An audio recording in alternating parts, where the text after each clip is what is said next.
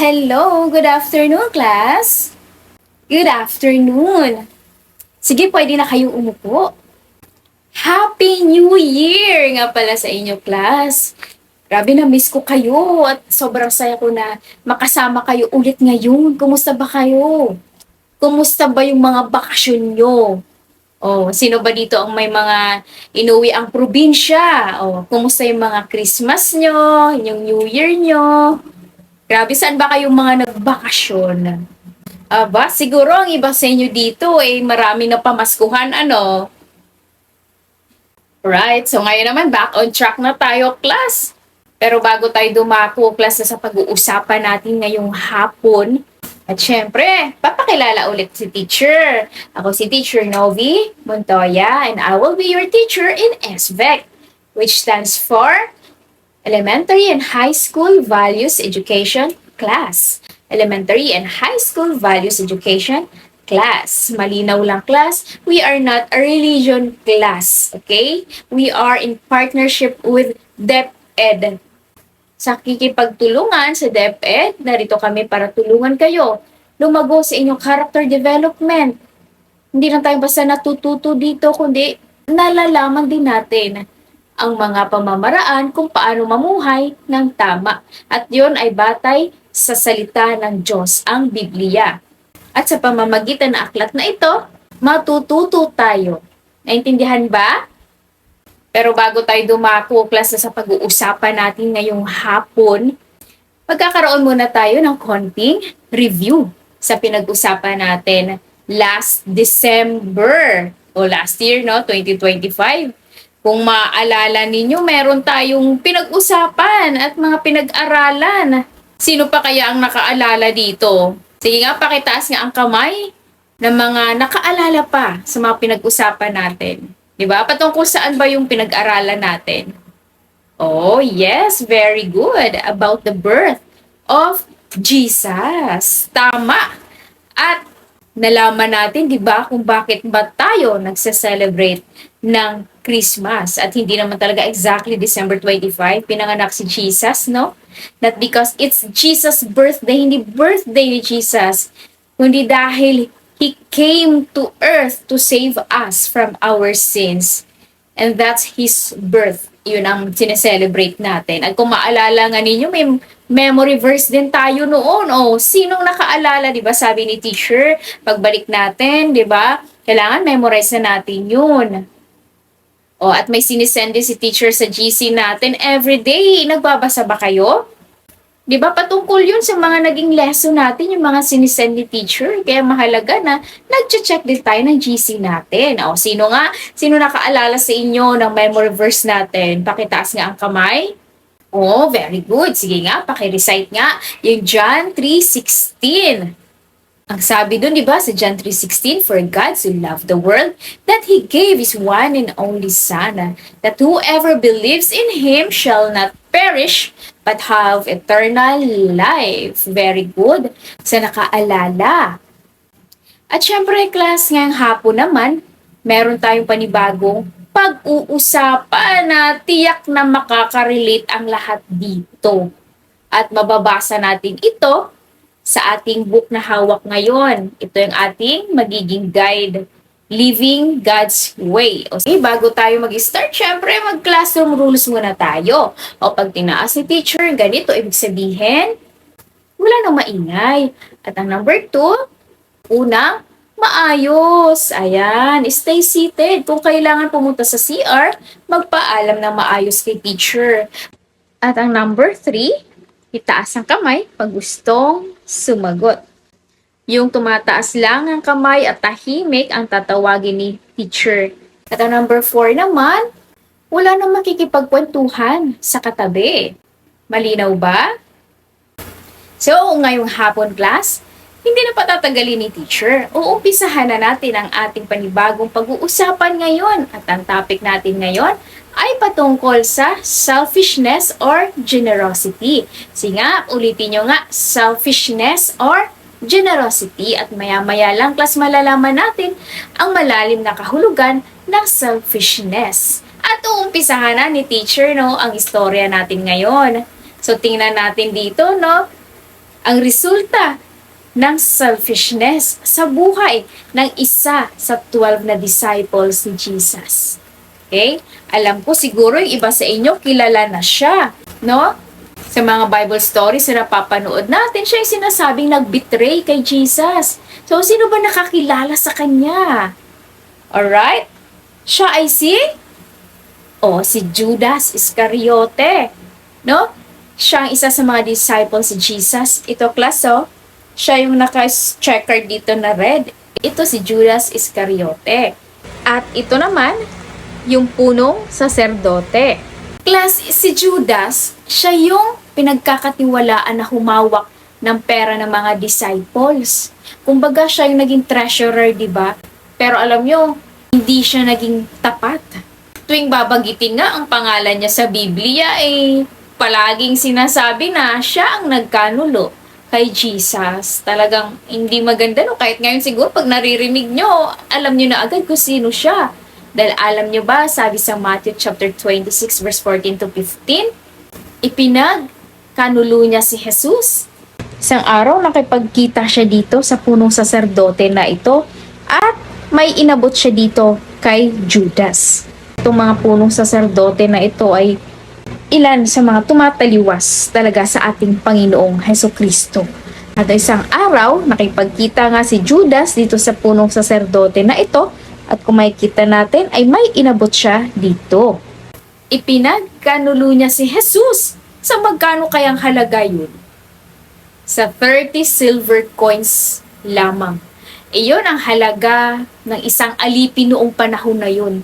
Yung halaga na yun, pinagbili niya si Jesus doon.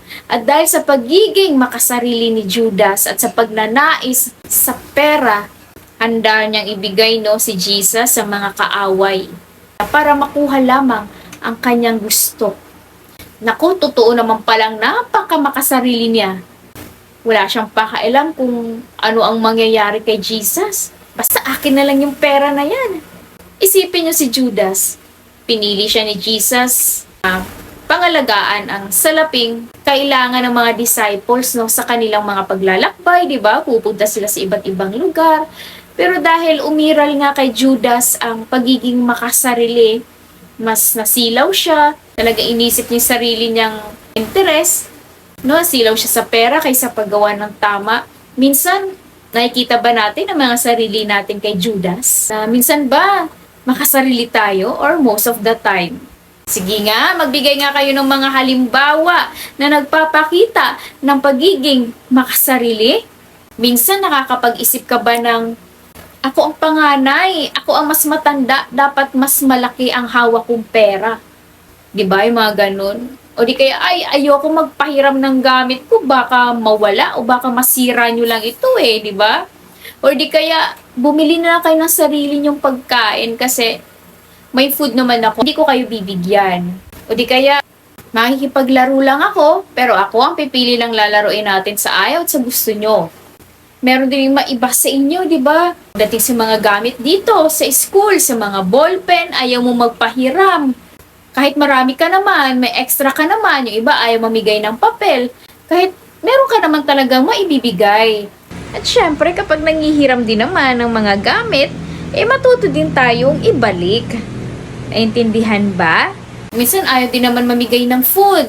Kasi iniisip mo kukulangin ka pero nakatatlong hamburger ka na, di ba? Ngayon pa lang, class, hindi gusto ng ating Panginoon yung class ang pagiging makasarili. At ano ba yun, ang pagiging makasarili? Ang pagiging makasarili ay pagkalimot sa nararamdaman ng iba at ang pag-iisip sa sarili lamang. May masamang epekto ang pagiging makasarili, hindi lang sa sarili mo, kundi pati sa ibang tao. At ano-ano ba yung mga masamang epekto ng pagiging makasarili? Unang-una dito, class, pagkasira ng tiwala ng iba at pagkawala ng magandang samahan.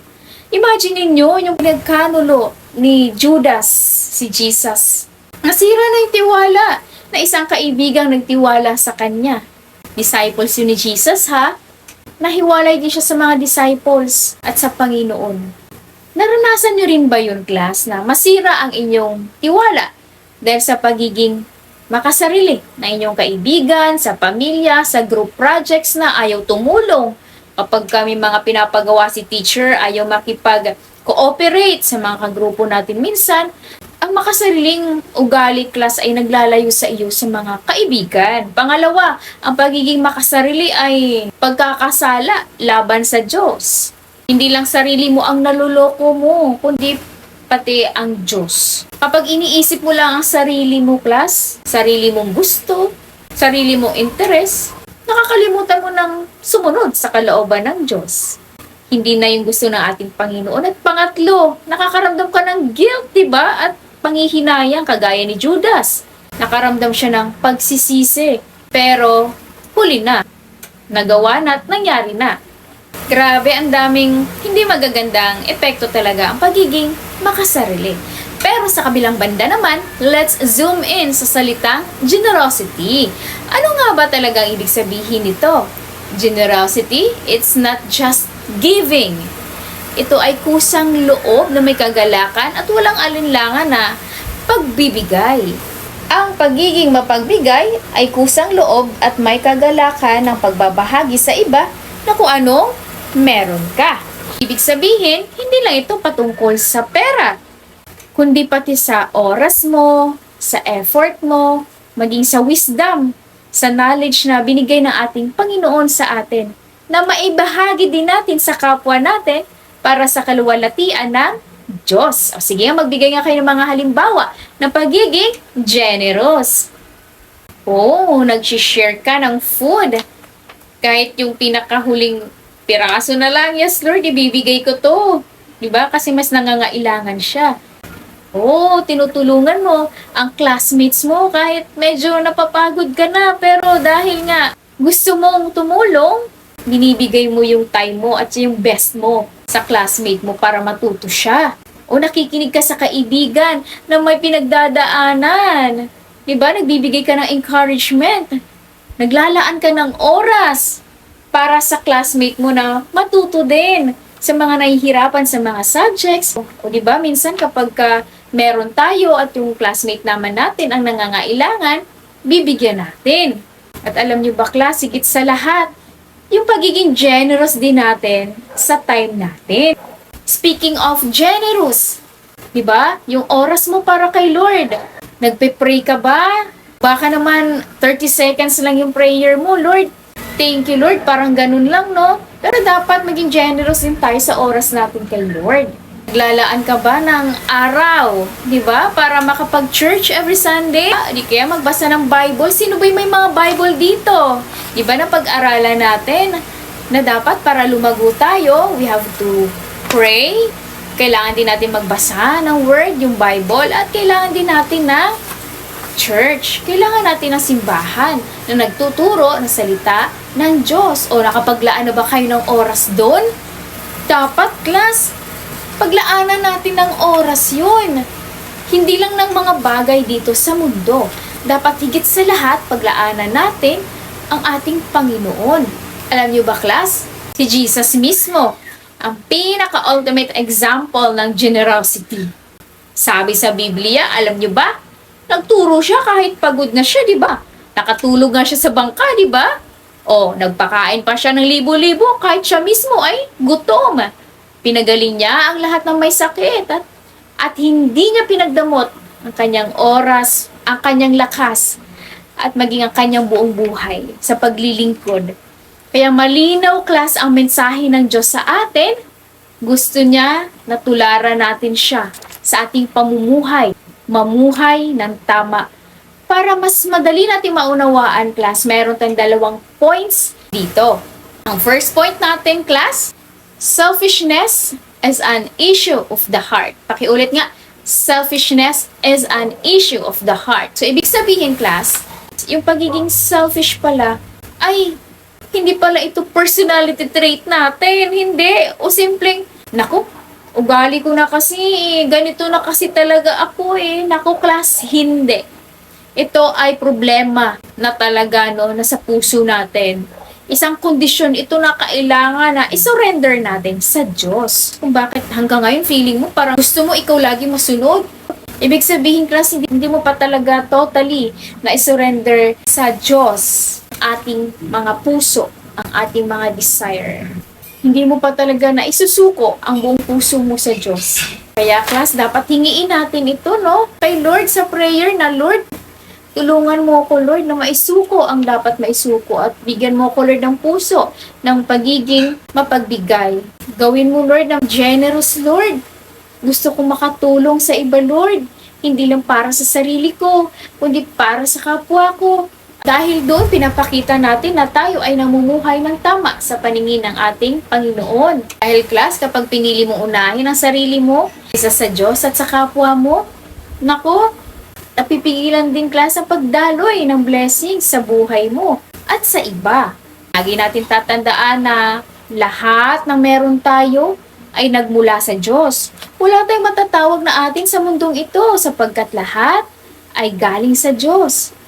Yung talino natin, yung mga lakas, abilidad, yung mga talents natin, skills, yung bahay natin, yung sasakyan natin, yung mga phone natin, yung mga gadgets natin, yung sapatos natin, lahat yan ay nagmula sa ating Panginoon. Every good and perfect gift comes from above. Tatandaan natin yung class, ha? Kailangan natin isuko yun. At ang ating second point naman ngayon, class, generosity is a choice. Generosity is a choice. Yes! Choice mo yan, class. Every single day, choice mo maging generous at hindi mo hihintay na, ay, kailangan ko muna maging mayaman para maging generous at para makatulong ako sa kapwa ko. No. Halimbawa, sa food, pag alam mo na may nangangailangan, hindi mo ipagdadamot. Hindi mo ibibigay yung halos tira-tira na lang na halos hindi na rin makain. Hindi mo rin hihintayin, class, na may sobra bago ka magbigay sa mga nangangailangan. You choose generosity kahit konti, kahit walang nakatingin sa'yo, walang palakpak, walang audience, inaabot mo siya. Tulad nga ng sabi, di ba, it is more blessed to give than to receive. Dahil ang totoo, class, no? Wala talaga tayong pagmamay-ari dito sa mundong ito. At hindi rin naman tayo makapagbigay sa kapwa natin kung hindi tayo unang binigyan at pinagpala ni Lord. Kaya tatandaan natin itong memory verse natin ngayon, ha? Sabi dito sa 2 Corinthians chapter 9 verse 7, basahin natin, iniibig ng Diyos ang nagbibigay ng may kagalakan. So sa English naman, sabi dito, each of you should give what you have decided in your heart to give, not reluctantly or under compulsion. For God loves a cheerful giver. Grabe, no? Dahil ang taong nagbibigay ng masaya ay pinagpapala at talaga naman na kinalulugdan ng ating Panginoon.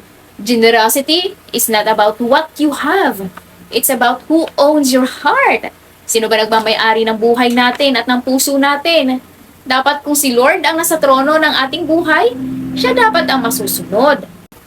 At class, kung talagang tinanggap mo ang ating Panginoong Jesucristo sa buhay mo, diba nung nakaraan tinanggap natin siya?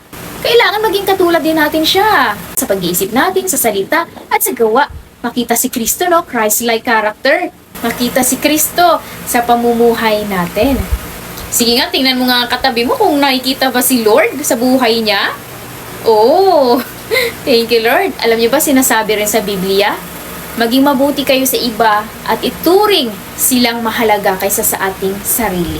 Kaya class, tandaan natin, generosity is more than giving things. It's a reflection of the heart surrendered to God. Suriin natin ang puso natin, no? At isuko natin sa Diyos kung meron mang mga pride dito, di ba? Pangalawa, araw-araw piliin mo maging generous sa salita, sa gawa at oras at sa puso natin. Kasi kapag ang puso mo ay sa Panginoon, ang pagbibigay ay nagiging kagalakan yan at hindi obligasyon.